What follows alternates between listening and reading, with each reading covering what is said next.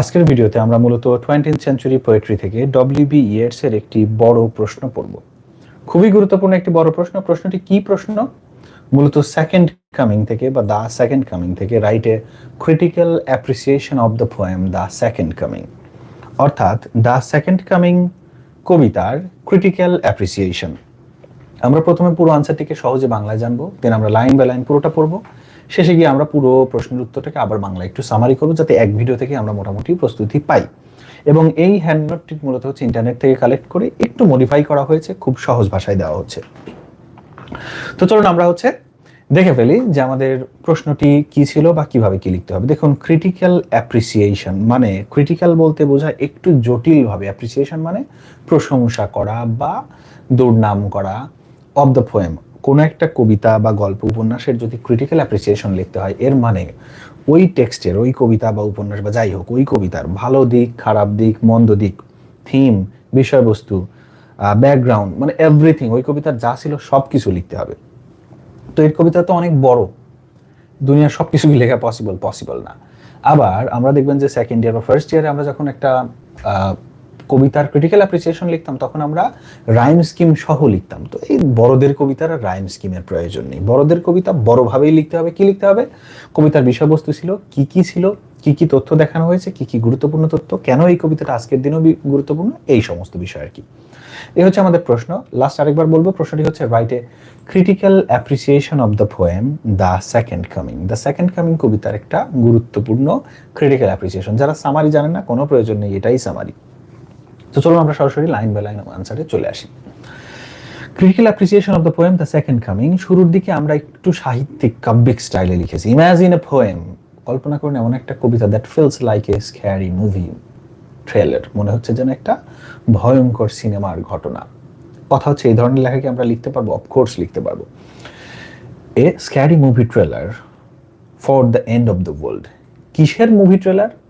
পুরো বিশ্ব ব্রহ্মাণ্ড ধ্বংস হয়ে যাচ্ছে এরকম একটা ঘটনাকে ট্রেলার হিসেবে সংক্ষেপে দেখানো হচ্ছে। এরকম একটা কবিতা হচ্ছে আমাদের আজকের এই কবিতাটি, the second coming. That's a kind of what W.B. Yeats' second coming is all about. W.B. Yeats এর সেকেন্ড কামিং কবিতাটা যা, সেটাই হচ্ছে মূলত এরকম। মনে হয় যেন পৃথিবী, বিশ্ব ব্রহ্মাণ্ড ধ্বংস হয়ে যে এরকম একটা মুভি বানানো হচ্ছে, সেটার শুরুর অংশ বা সেটার ট্রেলার। বাট ইভেন দো, কিন্তু যদিও মনে হয় এরকম যে, বাট ইভেন দো, কিন্তু যদিও এরকম মনে হয় যে it is dark, dark and unsettled. Dark মানে কি? ডার্ক মানে অন্ধকার। আনসেটেলড মানে কি? আনসেটেলড মানে হচ্ছে মূলত যে জিনিসটাকে সমাধান করা হয়নি, যে জিনিসটাকে সমাধান করা হয়নি, আনসেটেলড রয়েছে সেই জিনিসটা। যদিও জিনিসটা unsettled, there is a tiny flicker of hope. ছোট্ট একটা জিনিস পথ করে জ্বলছে বিন্দু বিন্দু করে, সেটাকে বলা হচ্ছে ফ্লিকারিং। কি? ফ্লিকার অফ হোপ, ছোট্ট একটা আশার বাতি জ্বলছে। কোথায়? হাইডিং ইন দেয়ার টু, ওই জায়গাতে। বিষয়টা আমি আবারও বলি, মানে দেখানো হচ্ছে পুরো বিশ্ব ব্রহ্মাণ্ড ধ্বংস হয়ে পুড়ে ছাই হয়ে যাবে, ছোট্ট একটা আশার বাতি জ্বলছে। Let's break down it piece by piece. এবারে টুকরো টুকরো করে বা ডিটেইলে আমরা চলুন এই কবিতাটি সম্পর্কে আলোচনা করি। কবিতার প্রথম যে বিষয়বস্তু, প্রথম যে অংশটা দেখানো হচ্ছে, সেটা হচ্ছে a big bad best is coming. The second coming কবিতার নাম যদি আমরা বলি, এখানে আমরা একটু সামারি নিয়ে কথা বলবো। সাউন্ড বা এভরিথিং কি ঠিক আছে? আপনারা একটু জানাবেন তো please. Hello hello hello hello. কবিতার আমাদের ভিডিওর সাউন্ড ঠিক আছে কিনা একটু জানাবেন প্লিজ। সব ঠিক আছে, কিন্তু আমার ফোনে আমি নিজেই শুনতে পাচ্ছি না, ঘটনা কি? আচ্ছা যাই হোক, সব ঠিক থাকলেই হবে, থ্যাংক ইউ। এবার আমরা হচ্ছে একটু সামারি নিয়ে কথা বলবো সংক্ষেপে। বিগ বেস্ট ইজ কামিং, এই যে বলছে দ্য সেকেন্ড কামিং।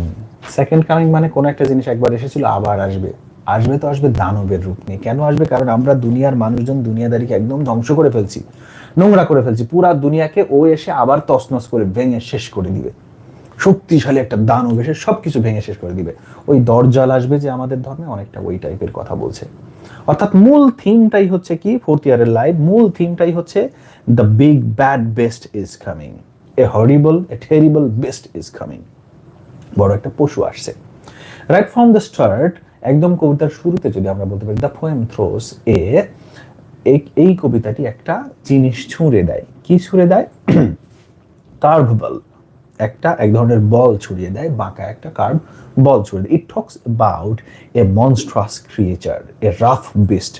এটা হচ্ছে কোটেশন, এই অংশটা আমরা লিখলে নীল কালি দিয়ে লিখবো। একটা দানবের কথা বলছে, একটা মনস্ট্রাস ক্রিয়েচার অর্থাৎ দানবীয় আকৃতির একটা প্রাণী আসবে। এ রাফ বিস্ট, একটা জন্তু আসবে। That's shambling towards a place called Bethlehem. যে প্রাণীটা আসবে কোত্থেকে আসবে? বেথেলহামের দিক থেকে আসবে। বেথেলহাম কি?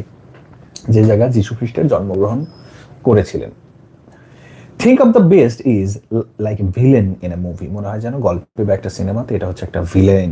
A symbol of something terrible, মনে হচ্ছে যেন এটা ভয়ঙ্কর কিছু একটা। অ্যাবাউট টু হ্যাপেন, যে ঘটনাটা ঘটতে যাচ্ছে। একটা ভয়ঙ্কর একটা ঘটনা একটা গল্পে, একটা মুভিতে বা একটা নাটকে বা একটা উপন্যাসে ঘটতে যাচ্ছে সামনে। পিপল আর স্কেয়ার্ড, প্রত্যেকটা মানুষ ভয়ে আছে, আতঙ্কে আছে। বিকজ দে ডোন্ট নো, কারণ মানুষ জানে না হোয়াট দিস বেস্ট ইজ, এই প্রাণীটা আসলে কি, or what is it means, অথবা এই প্রাণীটা আসছে এর মানেই বা কি। It is like the world is about experience A giant scary final. মনে হচ্ছে যেন পুরো পৃথিবী একটা জিনিস এক্সপিরিয়েন্স করতে যাচ্ছে, একটা ভয়ঙ্কর ফাইনাল বা একটা সমাপ্তি সামনে আসতে যাচ্ছে। অর্থাৎ অনেকটা ওই ডুমসডে কিয়ামতের কথাটাও বলা হচ্ছে, মানে সব আসলে ইঙ্গিতে বলা হয়, ক্লিয়ার ভাবে ওরকম দেখানো হয় না। পরের পয়েন্টটি আমরা যেটা লিখেছি সেটা হচ্ছে haven't we bin here before, আমরা আগে কোথায় ছিলাম, আমরা কি এখানে আগে থেকেই ছিলাম? ঠিক আছে, এই কবিতা কিছু ইতিহাসের গল্প, আগের গল্প, পিছনের গল্প নিয়ে আসে। The poem seems to suggest that, এই কবিতা আমাদের কিছু জিনিস সাজেস্ট করে, সেটা হচ্ছে history is like A giant roller coaster ride. মনে হয় যেন ইতিহাসটা হচ্ছে রোলার কোস্টারে ভ্রমণ করার মতো একটা জিনিস। দেয়ার আর গুড টাইমস, ইতিহাসে ভালো সময় ছিল দুনিয়াতে। দেন নট সো গুড টাইমস, তারপর আবার কিছু সময় ছিল যেগুলো নট সো গুড টাইমস, মানে খারাপ Times, followed bye good Times again, পরে আবার ভালো টাইম আসে। মানে এই ভালো সময়, ওই খারাপ সময়, আবার ভালো সময়, খারাপ সময়, এরকমই দুনিয়ার ইতিহাস। দ্য পোয়েম হিন্টস দ্যাট, এই কবিতা আমাদের হিন্টস দেয় যে we are stuck in a not so good time right now, আমরা এই মুহূর্তে আটকে আছি একটা খারাপ সময়, সামনে আবার ভালো সময় হয়তো বা আসবে।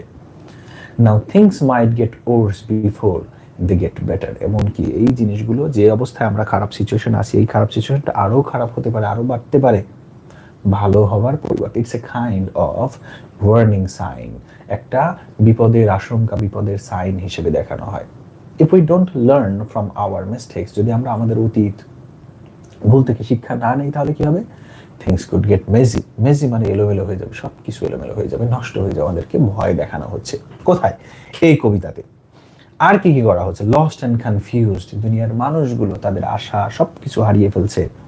ঠিক আছে, when the world feels scary and uncertain, যখন পুরো পৃথিবীটাকেই ভয়ঙ্কর মনে হচ্ছে, আনসার্টেন অনিশ্চিত মনে হচ্ছে, মানুষজন খারাপ হয়ে গেছে, ধর্মবিশ্বাস চলে গেছে, সবকিছু চলে গেছে, নৈতিকতা চলে গেছে, কিয়ামত আসতে পারে, বড় একটা ধ্বংসাত্মক প্রাণী এসে সবকিছু তছনছ করে দিতে পারে, এরকম একটা অনিশ্চিত দুনিয়াতে it's easy to feel lost and disoriented. এই সময়ে মানুষ কি ফিল করতে পারে? ফিল করতে পারে যে সবকিছু হারিয়ে গেছে, মানে নিজেকে লস্ট ফিল করতে পারে, ডিসওরিয়েন্টেড ফিল করতে পারে। ডিসওরিয়েন্টেশন মানে হচ্ছে এই মুহূর্তে আমার লাইফে কোনো ফিক্সড কিছু নাই, আশা নাই, হতাশার মধ্যে ডুবে আছে। The poem uses the image of A Falcon, একটা ফ্যালকনের ইমেজও এখানে দেখানো হয়েছে। ফ্যালকন মানে কি? ফ্যালকন মানে বড় ধরনের বাজ পাখি, এটা একটা শিকারী পাখি। এ সুপার কিলিং হান্টিং বার্ড, একটা ফ্যালকন পাখিটার বৈশিষ্ট্য কি? এটা হচ্ছে শিকারী একটা পাখি, যে অন্যান্য প্রাণীদের ধরে খেয়ে ফেলে, মেরে ফেলে। এই প্রাণী কি করছে? লুজিং ইটস ওয়ে, এই প্রাণী তার রাস্তা হারায় ফেলছে। ফ্যালকনের মতো একটা প্রাণী, পাখি কি করেছে? তার রাস্তা হারিয়ে ফেলছে। This is a cool way to show how even strong things can feel lost when the world seems to be falling apart. Falling apart বিষয়টাকে একটু বলবো।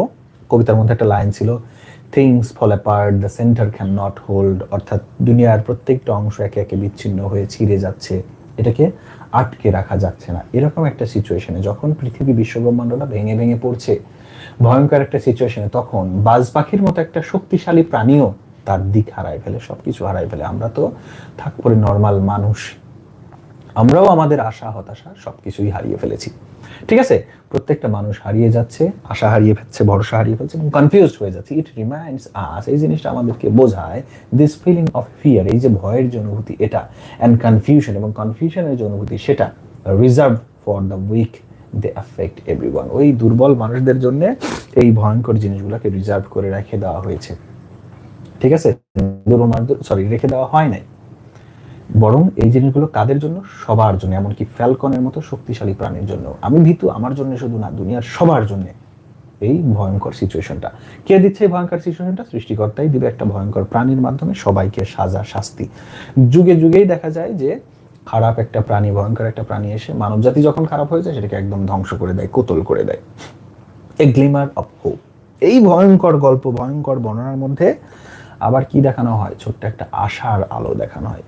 Even though the poem is pretty dark and scary, কবিতাটা পুরোটাই ভয়ঙ্কর, অন্ধকার, dark একটা story দিয়ে লেখা।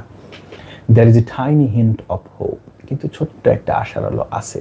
কোথায় আছে? টাক্ট মানে লুকিয়ে আছে, টাক্ট অ্যাওয়ে, লুকিয়ে আছে তো ছোট্ট আশার আলো।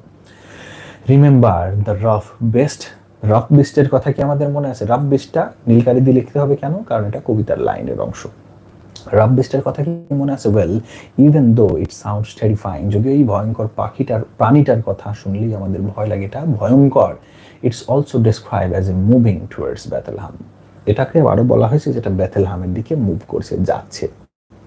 নাও Bethlehem is the birthplace of Jesus Christ, Jesus ক্রাইস্টের জায়গা এটা হচ্ছে Bethlehem. So maybe the beast is not just about destruction, হতে পারে যে এই প্রাণীটা বেথলহামে বা যীশু খ্রিস্টের জন্মস্থানে ওখানে যাচ্ছে, সবকিছুতে ধ্বংস করে দিচ্ছে, সেরকমটা কারণে নয়। রাইটার, আমি যদি পুরো গল্পটাকে একটু সামারি করে বলি, রাইটার বলছে যে এরকম একটা ভয়ঙ্কর প্রাণী আসছে, সব কিছু আমরা খারাপ করে ফেলছি, নষ্ট করে ফেলছি, হয়তোবা সব ধ্বংস হয়ে যাবে। হয়তোবা, আসলে হবে কিনা জানি না। কোন দিকে যাচ্ছে? বেথলহামের দিকে যাচ্ছে। তো এখানে একটা ছোট্ট আশার আলো আছে যে ওখানে যে যাচ্ছে খারাপ উদ্দেশ্য তো নাও যেতে পারে। Maybe it also signifies the birth something new, হয়তোবা বেথলহামে গিয়ে যেহেতু একটা কালে যীশু খ্রিস্টের জন্ম হয়েছিল, পুরো মানব জাতি মুক্তি পেয়েছিল, হয়তো ওখানে যে নতুন কিছু জন্ম হয়ে নতুন ভালো কিছু জন্ম দিবে, এরকমটাও হতে পারে। Even it's a big rough around the edges, হতে পারে এটার চারপাশ দিয়ে বাজে খারাপ জিনিস, মাঝখানে ভালো। ঠিক আছে, it's like a tiny seed, মনে হচ্ছে যেন ছোট্ট একটা আশার আলো বা বীজ, being planted in the midst of chaos, বিশৃঙ্খলতার মধ্যে, চারদিকে নষ্টামি, নোংরামি, বিশৃঙ্খলতার মধ্যে ছোট্ট একটা আশার আলো বা ছোট্ট একটা আশার গাছ বুনে দেওয়া হলো, যেটাকে বলা হচ্ছে seed.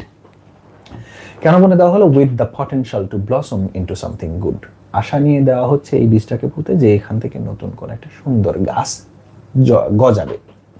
Why the poem still matters today, এই কবিতাটি আজকের দিনেও কেন খুবই গুরুত্বপূর্ণ? Yeats wrote this poem almost 100 years ago, প্রায় 100 বছর আগে এই কবিতাটি উনি লিখেছেন, but still feels relevant today. কিন্তু আজকের দিনে এই কবিতাটা একদম মনে হয় যেন আজকের ঘটনাকে নিয়ে লেখা হয়েছে। আমরা খারাপ হয়ে গেছি, আমরা নোংরা হয়ে গেছি, আমাদের মধ্যে থেকে ধর্ম চলে গেছে, বিশ্বাস চলে গেছে, সবকিছু চলে গেছে। উই স্টিল এক্সপিরিয়েন্স পিরিয়ড মানে এখানে সময়, আমরা এখন ওই সময়টাকে এক্সপিরিয়েন্স করছি। when the world feels scary and uncertain, পুরো বিশ্ব ব্রহ্মাণ্ডটা এখনো ভয়ঙ্কর এবং অনিশ্চিত, uncertain, and the second coming, এবং এই সেকেন্ড কামিং কবিতাটা help us understand those feeling, এই অনুভূতিটাকে বুঝতে আরো ভালোভাবে হেল্প করে বা সাহায্য করে। It reminds us that even the darkest of time, সবচেয়ে নোংরা খারাপ সময়ের মধ্যেও আমাদেরকে স্মরণ করিয়ে দেয়, there is always a chance of things to improve, ভালো করার বা সুন্দর করার একটা সুযোগ আছে। It's like a little pig talk in the poem, talk in poem form saying, মনে হচ্ছে যেন ছোট্ট একটা পেপ, ছোট্ট একটা বাঁশি কবিতার সুরে বা কবিতার স্টাইলে বলে উঠছে, hey, things might be tough right now, হতে পারে সব কিছু আজকে খুবই কঠিন, আজকে খুবই খারাপ, but hold on to hope, কিন্তু আশা রাখো। পরের অংশ লেখা হয়নি, আশা রাখো, আস্তে আস্তে জিনিসটা ভালো হয়ে যাবে। এটাও একটা কোটেশনস, চাইলে এই কোটেশনগুলো আপনারা মুখস্থ করবেন, এক্স্যাক্টলি হুবহু খাতায় লেখার চেষ্টা করবেন। পরের প্যারা, more than just words on a page, একটা পেজে একটা গল্প লেখা না, আরো অনেক কিছু আছে।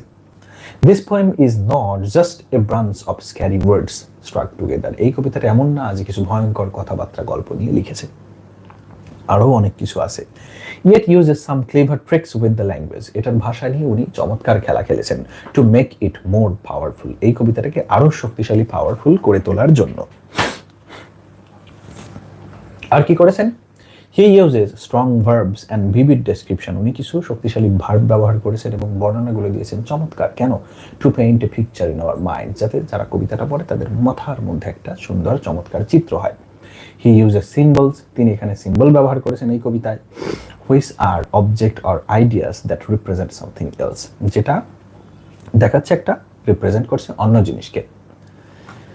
The rough beast is a symbol. rough beast বলা হচ্ছে যে একটা ভয়ঙ্কর প্রাণী, এটা মূলত একটা সিম্বল। ভয়ঙ্কর প্রাণীটা আসলে কি কিছুই কেউ ক্লিয়ার করে বলে নাই। The lost Falcon is also a symbol. হারিয়ে গেছে একটা ফ্যালকন, তার রাস্তা হারিয়ে ফেলছে, একটা ভয়ঙ্কর প্রাণী রাস্তা হারিয়ে ফেলছে, এটা একটা symbol. They all help us grasp bigger ideas within the poem. এই সিম্বলগুলো কি আমাদের কি করে? আমাদেরকে আরো বড় ধরনের একটা কিছু আইডিয়া প্রেজেন্ট করে। তো ক্রিটিক্যাল অ্যাপ্রিসিয়েশন একটা গুরুত্বপূর্ণ বিষয় হচ্ছে এর মধ্যে কোন ধরনের লিটারারি ডিভাইস, সিমিলি, মেটাফোর, তারপর হচ্ছে ল্যাঙ্গুয়েজ স্টাইল, এগুলো একটু বর্ণনা করতে হয়, সেটা আমরা এখানে বর্ণনা করেছি। এবার হচ্ছে বলা যায় যে কনক্লুশন, সেটাকে আমরা লিখছি the puzzle piece comes together, come together. Puzzle যে ছোট ছোট, যেহেতু এই কবিতাটা একটা পাজলের মতো, ধাঁধার মতো, ধাঁধাগুলোকে যদি আমরা একত্র করে নিয়ে কথা বলি। দ্য সেকেন্ড কামিং, এই কবিতাটি is like a puzzle with many pieces. এটা মনে হয় যেন ছোট ছোট টুকরোর একটা বড় ধরনের ধাঁধা, এবং এই প্রত্যেকটা টুকরো ইজ পিস, প্রত্যেকটা টুকরো, the terrifying best, the lost Falcon, that tiny spark of hope. কি কি অংশ নিয়ে কথা বলা হচ্ছে? বড় ধরনের একটা ভয়ঙ্কর প্রাণীকে নিয়ে কথা বলা হচ্ছে, লস্ট ফ্যালকনকে দেখানো হচ্ছে, একটু আশার আলো দেখানো হচ্ছে। এই প্রত্যেকটা অংশ কন্ট্রিবিউট দ্য এন্টায়ার পিকচার। এই প্রত্যেকটা অংশগুলো মিলেই একটা বড় ধরনের চিত্র বা বড় ধরনের একটা পারফেক্ট গল্প আমাদের সামনে আসছে। When we put all pieces together, যখন আমরা এই সবগুলো ছবি বা সবগুলো পয়েন্টকে একত্র করব, তখন কি হবে? তখন কি হবে? we get a powerful message about fear. আমরা তখন ভয়ের একটা মেসেজ পাবো, একটা চিত্র পাবো, আনসার্টেনিটি পাবো, and the possibility of renewal, এবং নতুন করে নবজাগরণ হওয়ার একটা সম্ভাবনা, সেটা আমরা দেখতে পাবো। It's a poem, এটা এমন একটা কবিতা that make us feel and maybe even hold onto a little bit of hope. এটা এমন একটা কবিতা যেটা আমাদের ভয় পাওয়ায়, ঠিক আছে, হতাশ করে, আবার একটুখানি আশার আলো আমাদের সামনে দেয়। When the world feel like scrambling around us, যখন পুরো বিশ্ব ব্রহ্মাণ্ড ধ্বংসস্তূপ হয়ে যাচ্ছে, ভেঙে পড়ে যাচ্ছে, তখন এই কবিতাটা আমাদের আবার একটু আশার আলো দেখাচ্ছে। তো এই ছিল হচ্ছে আমাদের আজকের কবিতার লাইন বাই লাইন। আমরা হচ্ছে পুরো কবিতার স্টোরিটাকে আবার একটু বাংলায় আলোচনা করব। দেখি আপনাদের কোনো গুরুত্বপূর্ণ কমেন্ট আছে কিনা, সাজেশনস কোথায়, এটা প্রত্যেকটা ভিডিও ডেসক্রিপশনে সাজেশনস দেওয়া থাকে, চেক করবেন। ফেসবুকে শেয়ার দিয়েছি, থ্যাংক ইউ। একটু শেয়ার দিয়ে দিতে পারেন ক্লাসগুলো। থার্ড ইয়ার স্টুডেন্ট হয়ে ফোর্থ ইয়ারের ক্লাস দেখি, দেখেন আপনার সামনে লাগবে। আচ্ছা, অনেকেই কমেন্ট করেছেন সাজেশন, ফোর্থ ইয়ারের কোনো পেইড কোর্স আপনি ফ্রি দিবেন। আচ্ছা, একটা পেইড কোর্স সবারই ফ্রি থাকবে ফোর্থ ইয়ারের, এই মুহূর্তে হচ্ছে 9th সেঞ্চুরি নোবেল প্রথম কোর্সটা ফ্রি, ঠিক আছে, ইনবক্স করলেই পেয়ে যাবেন। চলুন আমরা এবারে হচ্ছে পুরো প্রশ্নটিকে বাংলায় আলোচনা করি। বলা হচ্ছে write a critical appreciation of the poem The Second Coming. Second Coming কবিতার একটা ক্রিটিক্যাল অ্যাপ্রিসিয়েশন লেখেন। এটার বিষয়বস্তু, গল্প, থিম, কি স্টাইলে লেখা, কিভাবে লেখা, কেন লেখা, আজকের দিনে কেন গুরুত্বপূর্ণ, এভরিথিং ডিসকাস করুন। এটাই ক্রিটিক্যাল অ্যাপ্রিসিয়েশন। শুরুতে আমরা হচ্ছে একটু ইন্ট্রোডাকশন দিয়ে নেব, যে মনে হচ্ছে যেন একটা বড় ভয়ঙ্কর সিনেমা দেখতে যাচ্ছি। সেই সিনেমার আগের যে একটা ট্রেলার দেখানো হয়, ওই ট্রেলারের মতো একটা ভয়ঙ্কর গল্প দেখানো হচ্ছে আমাদের এই কবিতায়, দ্য সেকেন্ড কামিং কবিতায়। আর সিনেমাটা হচ্ছে বিশ্ব ব্রহ্মাণ্ড ধ্বংস হয়ে যাচ্ছে, এরকম একটা গল্প। এরকম একটা গল্পকে আমাদের ছোট্ট করে দেখানো হচ্ছে এই কবিতায়। তবে এই কবিতার মধ্যে এই অস্থির দুনিয়ার মধ্যে ছোট্ট একটা আশার আলোও দেখানো হচ্ছে, ঠিক আছে।